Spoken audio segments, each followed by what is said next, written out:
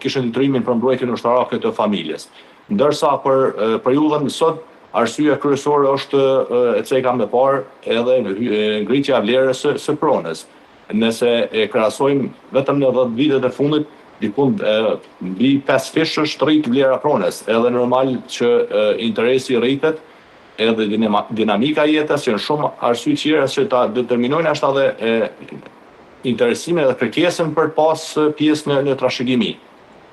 Tek e fundit, mentaliteti jonë ka filluar ndryshu edhe unë e mora shembull nga praktika ime 2 vjeçare në katastër, kemi pas raste jashtëzakonisht shumë, nëse mund të thonë ndoshta nga 3 lanë, një ka qenë që trashëgimisë që ka marrë pjesë edhe vajza.